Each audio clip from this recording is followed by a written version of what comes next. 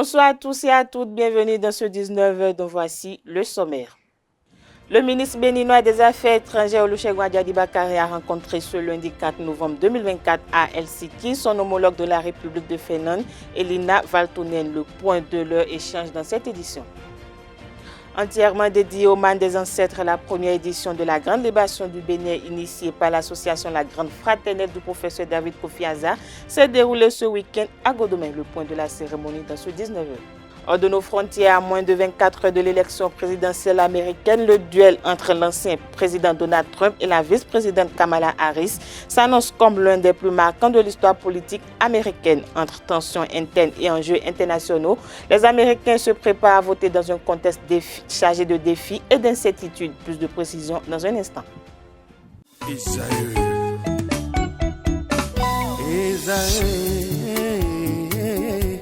Vous recherchez une école de référence pour une double formation universitaire et professionnelle de qualité? Voici l'opportunité à ne pas rater. L'École supérieure d'administration, d'économie, de journalisme et des métiers de l'audiovisuel ESAE vous offre des programmes d'enseignement en licence et en master orientés vers l'emploi qui font d'elle une référence à travers les filières de l'administration générale et territoriale, l'administration du travail et de la sécurité sociale, droit, diplomatie et relations internationales, administration hospitalière, universitaire et intendance, journalisme et métiers de l'audiovisuel et toutes les filières des sciences de gestion. Une seule adresse, www.esae.bj. Rendez-vous dès maintenant sur nos campus ESAE Bedromende au numéro 90 93 65 21 ou au numéro 98 98 14 00. Paracourt sur le numéro 52 46 12 12. Aboumé-Calavi au numéro 52 88 44 44. Akpata au numéro 52 88 33 33. ESAE, l'excellence a un nom.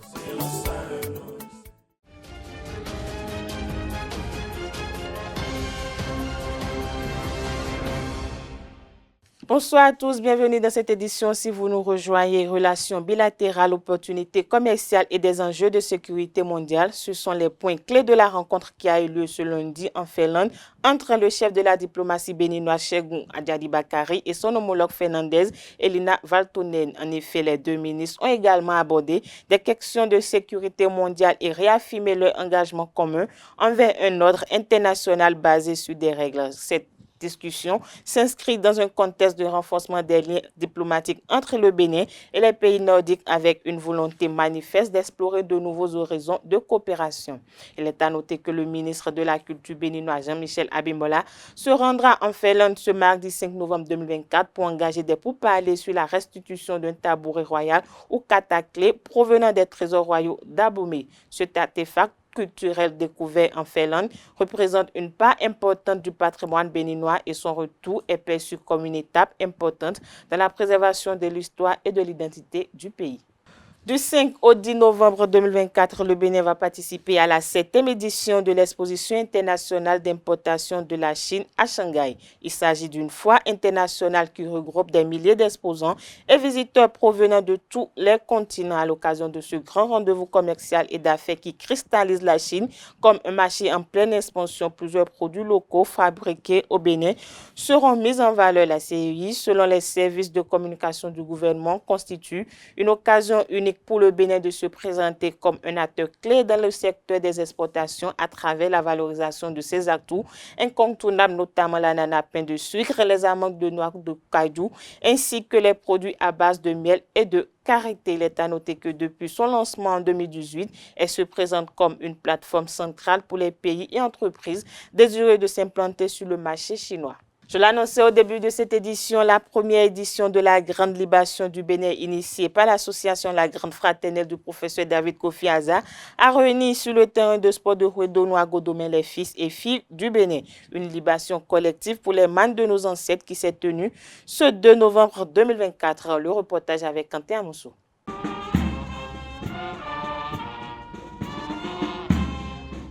Ici, sur le terrain de sport de Rouedono, toutes les composantes vaudou des 77 communes du Bénin ont effectué la libation collective de chacune de leurs localités. Il s'agit de la première édition de la Grande Libation du Bénin, une initiative de la Grande Fraternelle de David Kofi Aza.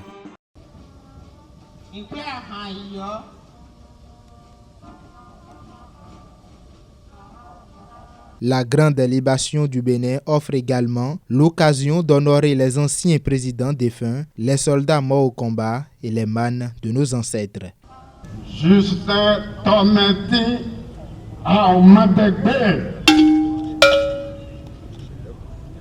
Émile Derlin Zinsou et Mathieu Terekou. Initiative soutenue par le président de l'Assemblée nationale, Louis Vlavonou. Le président estime et nous a dit de préciser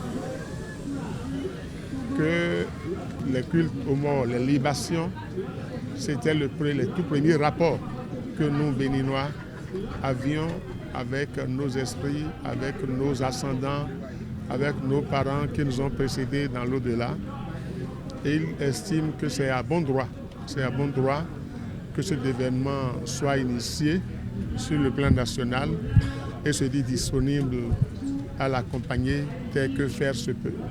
Plusieurs délégations venues du Togo, du Ghana et de la Côte d'Ivoire ont participé également à cette cérémonie qui promet la paix au Bénin. Toujours au micro de Kanté Amoussou, le président du comité des raids Vodou du Bénin, Maouyon Kakpo, a apprécié l'initiative et rappelle l'origine du culte des morts et son importance. Suivons-le.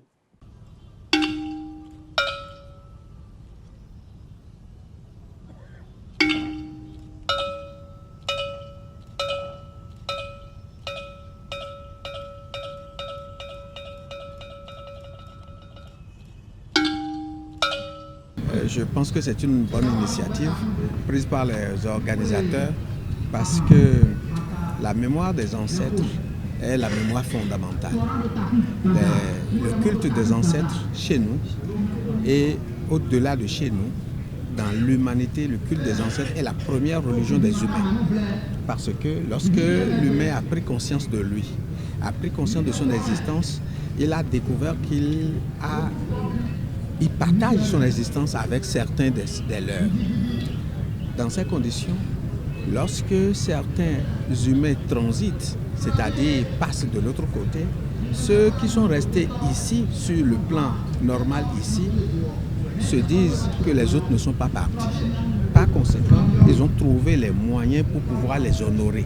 Et c'est ça la première religion des humains, avant que les autres religions ne viennent. Et chez nous, dans les pays africains, nous avons le culte des ancêtres. Avant que le culte des ancêtres ne vienne, il y a d'abord le rituel d'ancestralisation. Et lorsque nous arrivons au niveau du culte des ancêtres, vous constatez que dans la plupart des collectivités, il y a la case patrimoniale, la case des ancêtres, la case des Hassins, c'est-à-dire là où il y a l'égrégore familial. Et si au niveau de chaque collectivité, il y a l'égrégore familial, il y a également l'égrégore national.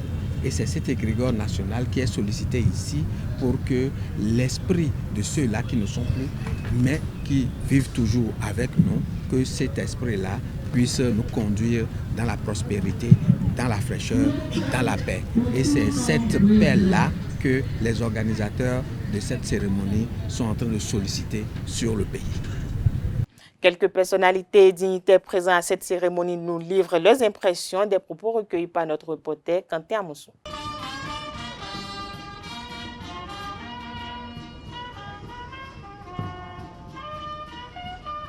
En tant que représentant du Mono, en tant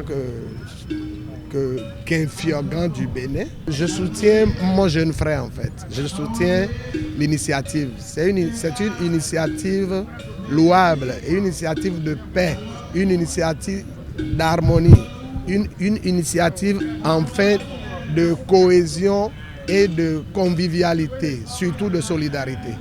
Pourquoi tout ça? Il me manque des mots pour qualifier l'initiative. Cependant, si cette initiative telle que nous l'avions souhaitée pourrait, dans l'immédiat et à la longue, nous donner ce que nous sollicitons, ce que nous voudrions tous, à savoir la paix, l'harmonie, la joie et le bonheur, ce serait une très bonne chose. Mais nous pensons que tous nos ancêtres, toutes nos divinités nous ont écoutés et nous écouterons et la paix va régner au Bénin jusqu'à l'éternité, comme l'avaient souhaité nos ancêtres, ceux qui ont combattu pour ce pays, tous ceux qui se sont donnés à fond jusqu'à perdre leur vie pour ce pays. Et nous croyons sincèrement que cette initiation qui réunit autant de têtes couronnées et de dignitaires. Dignitaires, j'entends pas dignitaires Vodouno, Vodouci, Taïno, tout le reste. Je crois qu'il y a du monde ici. La langue de toutes ces personnalités, toutes ces personnes et tous ces vénérables peuvent contribuer à la paix. Cette libation est venue à point nommé, d'autant plus que le Bénin en a vraiment besoin. Le culte le plus ancien de notre pays, c'est le culte des ancêtres. Et à travers eux, nous jouissons de toutes les énergies positives. Alors, le Bénin aujourd'hui est heureux puisque ce culte est fait et de façon unilatérale, que ce soit du nord au sud, tout le monde s'est réuni pour vénérer les ancêtres. C'est la paix, la bénédiction, la grâce et la quiétude nationale. Nous souhaitons que ce grand rendez-vous avec les ancêtres soit dorénavant un événement national qui rassemble toutes les autorités du pays afin que nous puissions réellement être, comme le souhaite notre cher président, son Excellence Patrice Guillaume Athanase Talon. Il veut que le Bénin soit le premier pays du monde sur le plan culturel et pourquoi pas touristique. Donc, à vivifier les ancêtres, les anciens prêtres, les anciens présidents, les anciens rois, à les vivifier d'énergie, c'est nous renforcer. C'est renforcer le gouvernement à avoir la vision qu'il faut pour le développement de ce pays. Nous de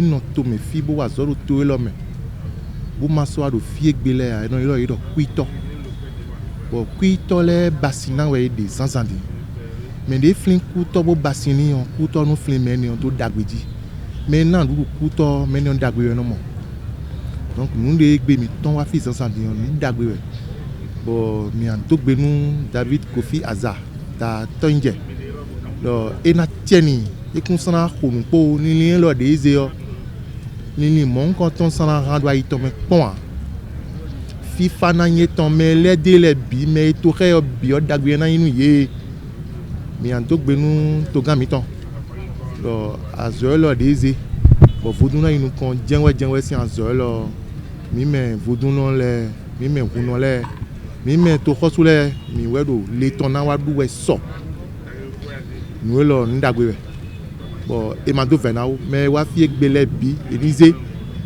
wa lo wepo o se re o ndagbe na yeton to mi ton Kofi Azar eze nu wa dable le ko to de bro me ko me beaucoup lo bene to se ikun ma di fi lo le do afrin ni do iton le me do ni ndagbe mon koton bo ze ndagbe le ko ton da iyo me na chere wa ko do chiton bo na ko do to oji bo ye me ko me beaucoup idon beaucoup do don bo ma so mi me fi bi ale beaucoup to o ta me le bi yo et nous les fins Azizamiton Azizaruna titi me wa dabdo to me bo dabdo de Azizaruna to me nana bo to kosu mi ton son FIFA.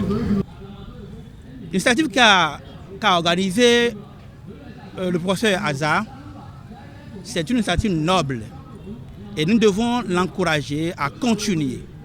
À continuer, c'est nous qui sommes venus aujourd'hui qui devons perpétuer tous les ans à le faire. Le faire, c'est de le soutenir tous les ans, à honorer tous ceux qui sont morts sur la terre béninoise, sur la terre étrangère. Morts pour la patrie, morts pour l'intérêt de la nation, morts pour la cause commune. Parlons société à présent. Dans les relations professionnelles, un collègue est défini comme une personne qui exerce la même fonction qu'une autre ou qui appartient au même établissement. Peut-on entretenir une relation amoureuse avec ou sans sa collègue? Quelques citoyens béninois répondent à cette interrogation au micro de Francis Fahmi. Quand on a embauché la femme et dans la société, elle est ta patronne, tu es obligé d'accepter. Vous pouvez travailler dans la même société, mais cela ne gêne pas. Il suffit de te maîtriser, c'est tout. Je ne vois pas pourquoi les gens peuvent être contre ça. S'il y a autre chose qu'on soutient derrière, c'est autre chose. Mais que ta femme travaille dans les mêmes endroits que toi, moi je ne vois pas qu'il y a un problème là. À la maison, vous vous connaissez comme femme et mari. Arrivé au boulot, chacun se trouve dans son boulot. Et dans son département de boulot, non? Moi je ne vois pas pourquoi. Ou bien, si tu es un homme qui a l'habitude peut-être de cacher certaines choses concernant ton boulot à ta femme, c'est autre chose. Ou bien si c'est le cas de la femme, c'est aussi autre chose.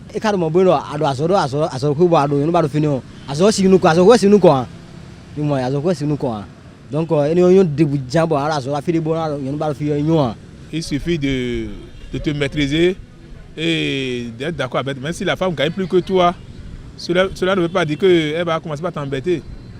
Ça revient à toi maintenant, le peu que tu gagnes là, il faut essayer de gérer avec elle. Et tu lui laisses le temps. Il ne faut même pas regarder si elle gagne quelque chose. Là, je pense qu'elle est obligée de revenir à ces choses-là. Azo filo kwa si meton me bi si hui beton man do mi si hubloa. Mo je gbedo gigan ba do jere mi kwa si miton po do filo kwa enu kumiton ena pe ti ton ena wa te ton. Alors que kale ado mo vivi son de medi en rum yen si hui be yen ton yen si hu do yen kwa si yen ton po mina wa zo do filo kwa bona no ho do po sa bona zo wa we jamais vivi no de mer. C'est beaucoup même mieux de souhaiter qu'on ait une femme qui fait peut-être la même chose que vous. Entre vous, à la maison, il y aura les débats concernant le boulot.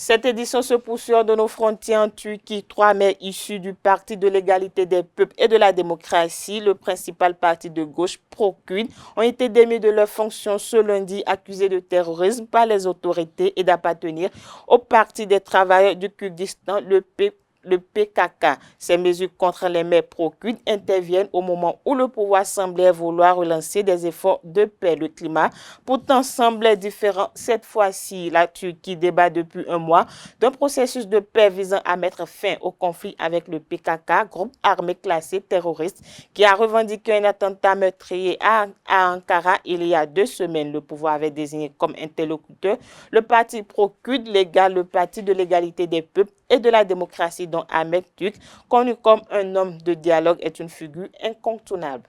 De la Turquie, direction les États-Unis, le compte à rebours est lancé dans moins de 24 heures. Les Américains se rendront aux urnes pour élire celui ou celle qui occupera le bureau ovale pour les 4 prochaines années. La course à la Maison-Blanche a été marquée par des débats passionnés, des polémiques sans fin et une polarisation croissante du paysage politique américain. D'un côté, Donald Trump, l'ancien président candidat républicain, cherche à reconquérir la présidence après sa défaite de 2020. Fort de son discours populiste et de son appel à une Amérique forte, il a axé sa campagne sur des thèmes qui lui sont chers tels que l'économie, la sécurité intérieure et la lutte contre l'immigration illégale. De l'autre côté, Kamala Harris, première femme vice-présidente et candidate démocrate, incarne la continuité de la politique entamée par l'administration Biden-Harris.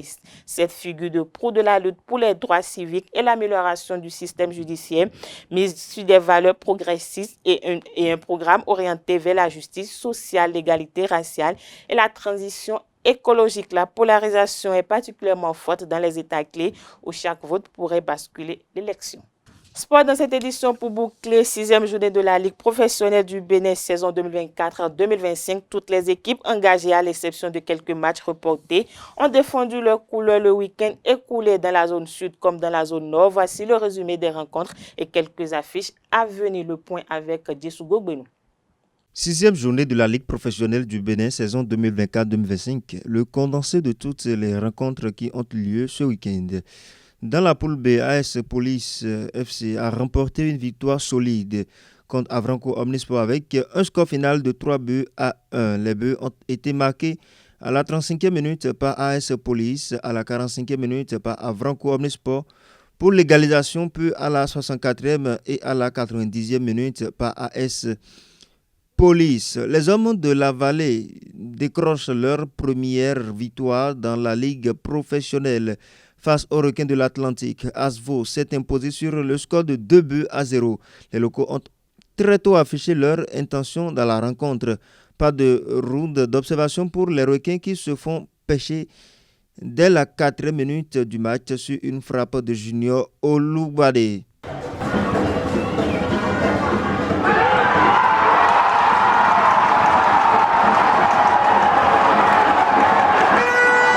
Aema FC a remporté une victoire cruciale contre Adjidja FC avec un score de 1-0.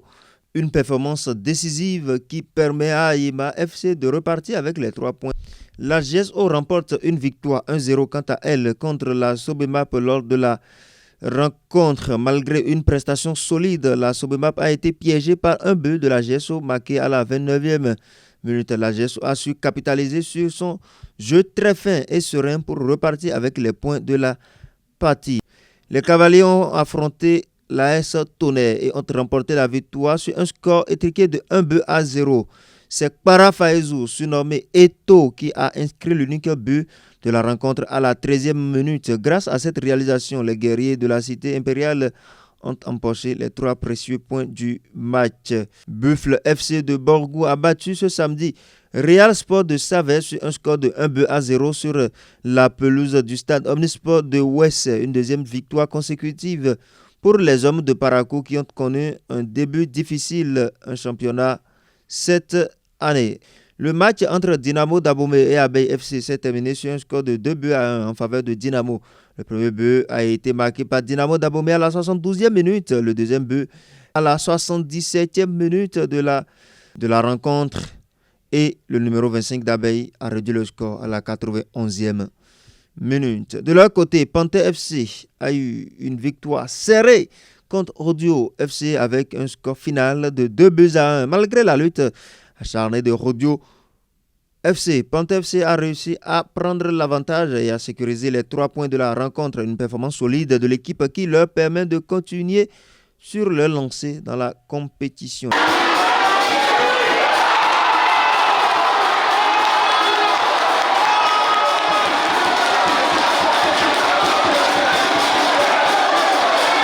Les autres résultats de la 6e journée se présentent comme suite. Dynamique FC et Boa ont joué match nul, 0 but partout. Real Sport FC et Buffle FC ont joué 0 but contre 1. AS Police à Avranco, Omnisport 3-1.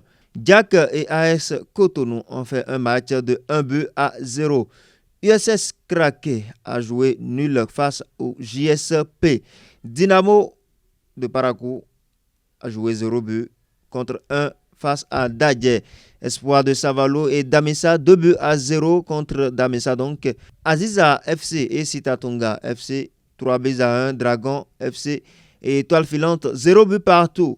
Ouais, les deux équipes qui se sont donc respectées. Quant à Aspac et Coton FC, le match a été reporté. La même chose pour Banigansé et Loto Popo.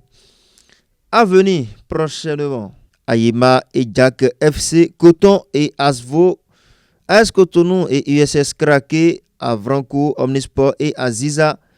Requin et Aspac vont s'affronter. Étoile Filante sera face à Adjidja FC. JSO va jouer AS Police FC. GSP sera face à Sobimap. Et Sitatunga va jouer contre Dragon. Dans la même foulée, Loto Popo sera face à Espoir FC. Damissa sera face à Banigansé. Panthère sera face à Abeille. Takounen sera face à Dynamo. Tonnerre FC va jouer Dynamique FC. Boa FC sera face à Real Sport de son côté. Buffle sera face à Beke. Dadje FC va jouer Audio. Et pour finir, Dynamo sera face à Cavalier. Mesdames et messieurs amoureux du Curon, Toutes ces rencontres se joueront les 9 et 10 novembre 2024 et à partir de 16h. Nous allons à présent parler du classement de toutes ces équipes. Dans la poule A, très rapidement pour finir, Dadja FC totalise à son compteur 13 points, plus 5, Dynamo est à 12, plus 4, Espoir Savalo est à 12, plus 3, Cavalier est à 11, plus 2, Baniganse est à 10, plus 2, Panther FC est à 10, plus 2, Buffle 9 points, plus 1, Rodio 8, plus 1, AS Takouné 8, moins 1, Beke FC est à 7, moins 1, AS Tonnerre est à 6, moins 1, Dynamique 6 points, moins 2, Loto FC 5 points, plus 1, et Dynamo de Parakou est à 5 points, moins 3, Damista est à 4 points, moins 2, Boa de Sinandé est à 4 points, moins 2, Abeille FC est à 3 points, moins 2, et pour finir, Real Sport est à 2 points, moins 7. Mesdames et messieurs, c'est le résultat de la première équipe jusqu'à la 18e équipe.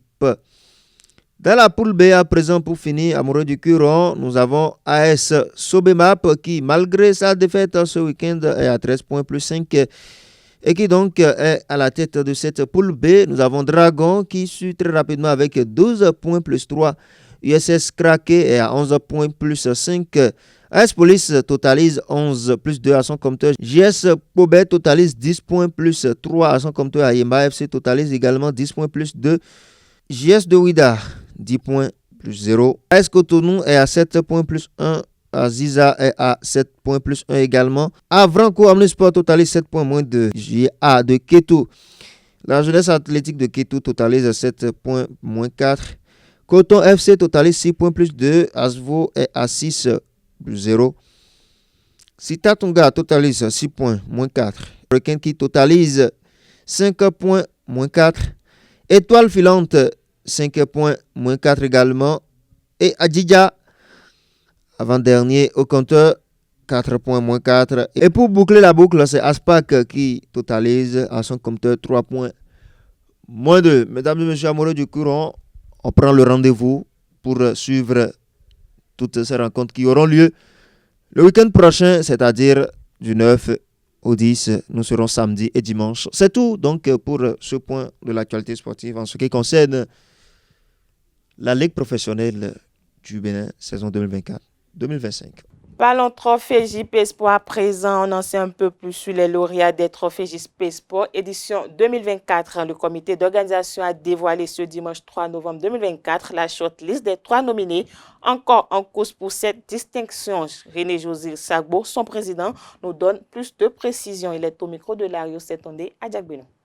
Pour ce qui concerne les catégories en compétition, nous avons chez les sportifs le jeune gymnaste Rodrigue Tchenayon qui serait en face de 2 championnes, je veux dire détenteurs du trophée, Noélie Yarigo et Odila Wanwano. Pour ce qui concerne la catégorie des dirigeants, ils seront également 3. Nous avons Dégon Virin, le président de la Fédération béninoise d'athlétisme, qui est détenteur du trophée dans la catégorie en 2022, qui aura en face de lui le président de la Fédération béninoise, bien sûr, de basketball, Onifade, et bien sûr, Madame Taïrou Raliou. Elle est présidente de l'association sportive à Cotonou et dispose d'un centre multisport de France, de sport,